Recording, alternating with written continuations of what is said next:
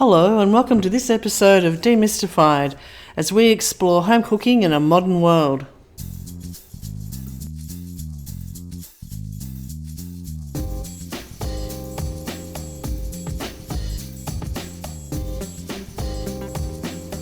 Hello, I'm Linda, and I'm not here with my friend Paul. Paul's different place. How are you, Paul? I'm all right, Linda. I'm not here with you either.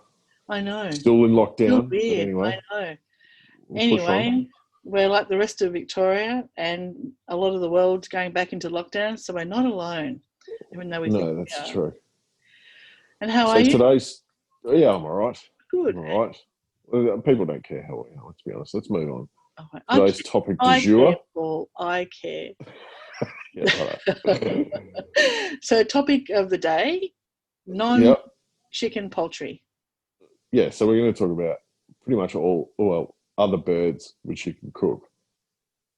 And the reason for that is that for the first time in quite a while, actually, I cooked some quail last night, and I was thinking about all the other fantastic birds that you can cook um, that people seem to shy away from a little bit because maybe they're not as familiar with it as, let's say, a chicken, and certainly they're harder to source, um, as in not put sauce on top of, but get your hands on.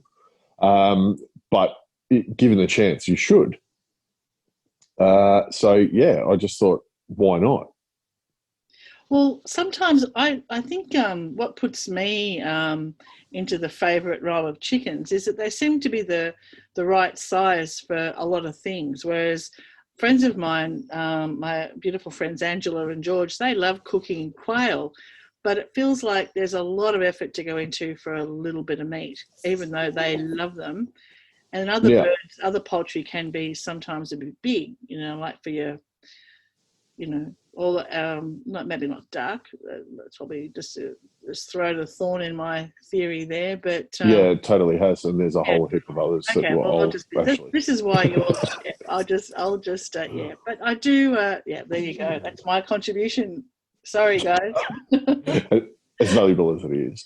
So the Uh, first thing to understand is that depending on we'll talk about the different effectively species, but depending on what you're trying to do, the actual structural makeup of a quail, a duck, pheasant, a pigeon, pretty much all poultry, the actual structural makeup of it is very, very similar, if not the same. So there are certainly differences. So ducks don't have as plump a breast, if you like, as chickens do. But the way in which you remove a duck breast, should you want to cook one, is the same technique as you would use for doing it on a chicken, and the same on a quail, and the same on a pigeon, and the same on a pheasant. So when people get a bit daunted by them, just need to understand that the actual makeup of them is very, very similar to a chicken. While there are differences, the legs are in the same spot, the breasts are in the same spot, the wishbone's generally in the same spot. Everything's in the same spot. So if you've got some fundamental understanding of how to bone out a chicken, how to spatchcock a chicken or butterfly it out, you can pretty much work with the knowledge that you have off the back of chicken cooking with other poultry. Now, with that said, that's just the knowledge in getting it into a cut that you might want to use. The cooking of them can be certainly different. So quail, given the size of it, and pigeon for that matter, given the size of them, take far less time to cook. But you can do similar preparations with a quail, a pigeon, duck, anything like that as you would with a chicken. So quite often, I mean, on in the Cooking with Steam website, we've done things like a confit duck leg, and we've done plenty of chicken leg dishes and all that sort of stuff. So you can do it. You can do confit quail legs. You're quite correct in saying you'll need a heap of them, but there's no reason why you can't. You can confit a chicken leg. Now, most people know confit from duck, but you can do the same with a chicken. Um, so the versatility is there to a degree. And you certainly get different flavors from different birds. One which is, the difference also being is that within, let's say, the breast parts of the birds, so duck breast, you can eat pink, quail breast, definitely, pigeon breast, almost on the rare side. Um, Pheasant's a different character altogether, which we'll get to in a minute. So you can certainly cook those to a different degree versus a chicken, whereas you really need to make sure your chicken's properly cooked through. But all of those levels of doneness, as we've discussed before, are temperatures. So duck breasts, you can go quite a bit less. Pigeon, you can have quite rare, and it's really delicious. And pigeon leg. So the thigh and the drumstick of the pigeon is really quite rich, and it works really well with Middle Eastern type flavors. Quail is not dissimilar, but quail's also really good with more Asian, sort of type marriage. Works quite well with pigeon. And then we've talked, I think, briefly, although it's probably down the chicken line, is poussins as well, just a smaller baby chicken. So they can be cooked. The legs not so much, but the breast, fraction pink on the inside. And then you get to something like pheasants. Now, I've had some experience cooking pheasants. Not a whole heap, because they are notoriously difficult. So for anyone out there who wants to cook a pheasant, there is a queen of understanding of how to cook a pheasant, how to prepare it, how to get the best out of it, because the process in cooking a pheasant is totally different, in my understanding, to any other bird. And if anyone wants to know, don't ask me. You need to go and hunt down any information that you can find on the internet from Maggie Beer. So Maggie Beer is a pretty well-known Australian cook / chef, call her whatever you want. She's a bit of a, what would you call her, Linda? An icon. Icon, yeah. She's yeah, fantastic. Everyone can relate to her style of cooking. Yeah. She knows pheasant cooking better than anyone in almost the entire world, I would suggest. She knows exactly the right preparations and how to work with that particular bird, because it is tricky, but when it's right, it's absolutely delicious. So that one takes a little bit of work and learning and understanding, but all in all wrapped up, all of these birds, we can do very, very similar preparations. Of course, time will be different, as we would in our, with our chicken inside our combi steam oven. So we can certainly sous vide duck breasts, as we have done. We can do comfy duck legs, chicken legs, quail legs, anything like that. Probably at the other end of the scale, and a lot of our American listeners would be probably more familiar than Australian, to be honest, is turkey. Being the huge mammoth beast that it is, which has its own challenges only because of its size. So it's probably at the other end of a quail. Quail, you've got to be pretty quick and reasonably on the ball with, so you don't overcook it. And turkey is difficult not to overcook, especially on the breast side of things, because the volume of meat to bone and the actual just structural size of it all makes turkey cookery a little bit more challenging. But again, we've talked about cooking your poultry with steam and an element of steam to try and stop the breasts of your birds from drying out. So yeah, there's maybe a little bit of info there for people that, don't be too scared about diving into different poultry, because it really is a different taste, a different flavour. You might not like it, you might like it, who knows? We've done things like Peking ducks in the combi steam oven, and that's a pretty classic preparation. Now, the difference being is generally Peking ducks are roasted vertically when they're cooked.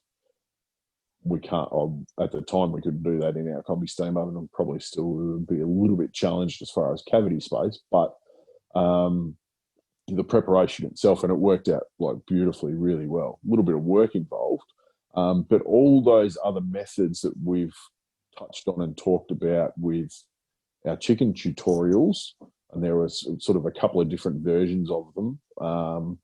are pretty much applicable to all poultry. So we did a master stock sort of brined chicken. We could do that with quail. We could do that with duck. We could do it with countless other numbers of birds. And it's the same theory with brining as well.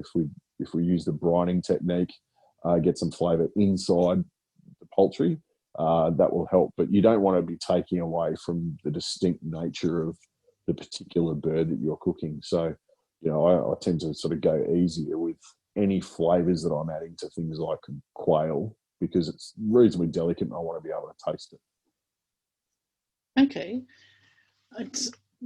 Yeah, well, that's a lot for me to think about, and I'm not sure what to follow up with there because I don't have a lot of experience with it. And I know in Europe... But I mean, why not? Like, I suppose that's one of the questions is why not? If I was to tell you that it's the makeup of it is not dissimilar to a chicken, you can sort of get a pretty clear picture in your head of what a chicken is shaped like. So why wouldn't you give it a go? Like, what would stop you? Other than the fact that you've maybe had duck before and you don't like the flavour, but what stops you? Now, the cooking is variable amongst the different birds, no doubt, and there are certain things that you can do with a chicken that you can't do with a duck. But if you understand the actual makeup of the bird itself, why wouldn't you give it a go?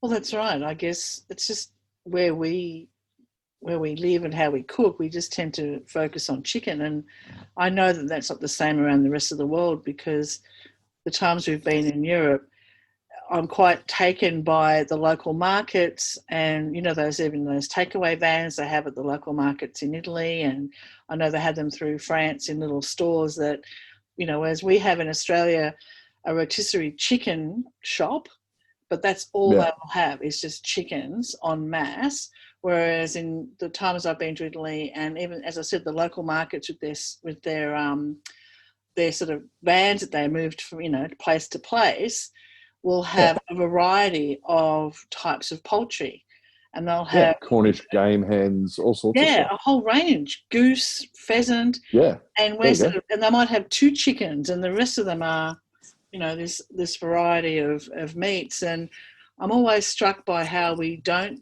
as a rule in our culture, cook it very well, or cook it very often. Not very well, but cook it very often. And I mean, in our local supermarkets, I think if you're talking our culture, you're talking, Anglo white Australian. It's not to say that, there's, I think don't quote me, but Indigenous Australians would often cook magpie geese.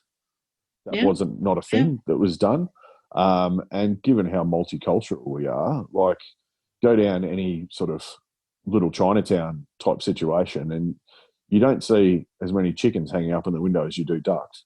No, that's right. And that's one of the things I love about going into Chinatown. But I must admit, I don't know why we haven't. But when you go shopping and, the local 2 or 3, brands that we have at our local disposal, you wouldn't see turkey in the stores on a regular basis other than maybe at Christmas, which is when we tend to have it. But I couldn't remember the last time I saw anything else other than at specialty stores like at, the good old Preston Market when we used to be able to go there. You can still go there, but it's outside of my 5Ks, and I think it's outside of your 5Ks. But I Google mapped it. Google mapped it. Yeah, so I'm 5.1 kilometres. No, I'm 5.1, but I'm going to risk 100 metres. Well, what if you just walk to your car, park your car up the road? Yeah, that's what I mean. Yeah. Okay. So I'm within the boundary, but even there, where you have poultry specialists, so you've got market stall holders that just specialise in poultry. Even there, you see far less variety. You see a lot of variety of different cuts of chicken, but you don't see a huge variety of poultry as such. Some you do, but far fewer than what market demands what the market demands as far as, people wanting to cook the other sorts of poultry. But I think, yeah, if you take away the intimidation factor of you're going to mess it up a little bit, maybe you might get some more people interested in it. Quail, you could probably come at, to your point earlier, you could come at and understanding that it seems like a lot of work for a very, very little gain, but you could say the same thing about a prawn. I find when, as I said, our beautiful friends who are Maltese and Italian, and they love them, and they would cook Yeah, them with a sort of a sticky sort of sauce, a sort of a chili kind of flavour to them, yeah, and Ange will do an Italian style with them, and they are lovely. But you do, unlike a prawn where you can kind of shell a prawn in a few seconds and you're away. I feel like with the quail, sort of sometimes our cutlery is bigger than you know, the job of getting the meat off. But they're always tasty. It's just, yeah, and I know some people love them, but some people just, other people I've been at, they wouldn't cook a quail in a heartbeat because they just don't feel confident doing it. yeah. And yeah, I suppose, yeah, there is a bit of a lack of that. And if you look at our website, we have done little dabbles here and there and I'm bundling things up now as sort of game meats, knowing full well that they're probably not going to be the most popular things on the website, but why not have the information there if you want to give it a go? Yeah. Like, Yeah. because quail is delicious. Like, and funnily enough, I had a conversation with someone today talking about technology within the kitchen, and I suppose you could probably put combi steam in that as well. If you have a oven, let's say a combi steam oven in this scenario, and you prepare your ingredients and you're following a program or a recipe that's built into the appliance, and let's just use quail as an example, and basically you've just pressed the button, right? And it comes out and it works out and it's beautiful. Now, on the opposite side of that, if you want to prepare some quail and do a bit of research and a bit of reading and you're sort of making up your own recipe as you go along to a degree, and understanding about when to take it out of the oven and rest and carve and do all those sorts of things, which one do you think gives you far greater satisfaction that you'll return to? And I would say every time it'll be the one that you kind of did yourself, whether Yeah, you got a little bit of absolutely. help on the way or Yeah, not. Yeah, absolutely. you kind of did Totally. yourself. So Yeah. if you get a good experience out of it, would you be more likely to go back to it? I Oh, would say totally. Yeah, absolutely, absolutely. yeah. So the point of the story is that if you don't give alternative poultry a chance, how do you know whether you're going to like it or not? It's not just through flavour, it's through how successful you have been. And I honestly think that things taste better to people if they've had a good cooking experience. Oh, I'd agree. And well, from my personal story, that I wasn't confident cooking fish, and yet now I will happily serve at a dinner party snapper on leek. Like it's. You need to move on from that recipe, I though. do know, but I know that when I'm under pressure, I can do that, and it's just effortless, and everyone just goes, "Oh wow, yum!" So, but I would never have cooked that before, and I certainly would have made it for people coming over to our house, in those days. So Yeah. you're right. It is just giving it a go, and this is, and as we said before, while we're all in COVID lockdown and without being able to move around, maybe this is the time to try something a little bit different, like a pheasant or a goose or a non-Christmas turkey. Yeah. Because I And know that's that. one thing that's probably our friends in North America probably do better than us is looking at, I mean, when I say us, I'm talking Australia as a general, you know, population, is that we look at turkey, as you say, once a year at Christmas time, and it's the whole turkey and it's the whole, which is kind of stupid, really, because generally it's about 40 degrees and we're roasting a whole giant Yes. bird all day. Like, it doesn't make any sense, but regardless, quite often you'll see a lot of American based recipes that aren't just dealing with roasting a whole turkey. They're using minces. They're doing all sorts of other different preparations with parts of the turkey, and you can do the same thing with things like duck. Why not make some mince out of the duck legs and make some meatballs for a pasta sauce or something like that? Like, why couldn't you do that? Why wouldn't you do that? You don't just have to get a whole duck and figure out how to roast it perfectly. There are a lot of different things. Making a terrine. Now, I'm not saying everyone wants to do that, but you can make a duck and chicken terrine together. Why not? Yeah, and I do like your idea of making mince, because I don't think that's something that my dad used to do that all the time, buy particular cuts of meat if he was making something, because my dad was he loved cooking, and he would often make his own mince. And I think Mum still, at Mum's place, there's still that old-fashioned mincer. We used to have to, as kids, we used to have to grind along with him. But if I I mean, you don't can think always we get can do that. your supplier to mince something for you.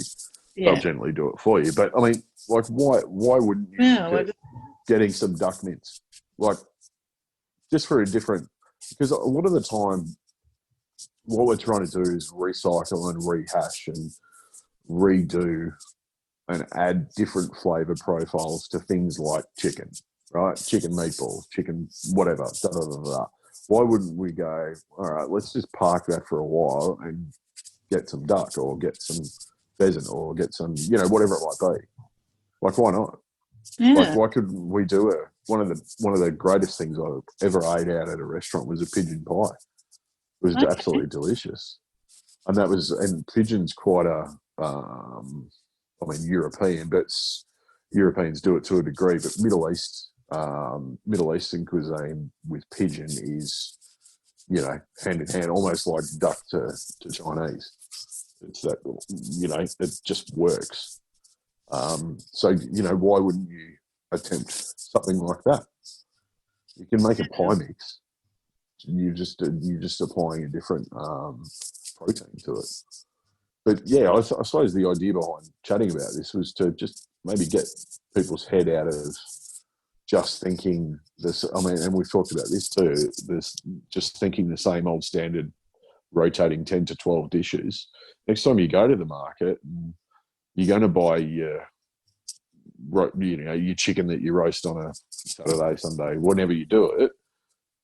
Why not? Okay, get that just so you've got a comfort level, but why not just see what else is around and go, well, okay, and ask the people in the stores too, because a lot of good butchers and poultry suppliers will have a pretty fair idea of how to cook these things and can give you some advice. And of course, we can help too. So yeah, that's my my thoughts on other poultry. Have a look at it. Give it a go. Well, I do know that that time we made the turkey roll. When I say we, I mean you. But I was next to you when you made it.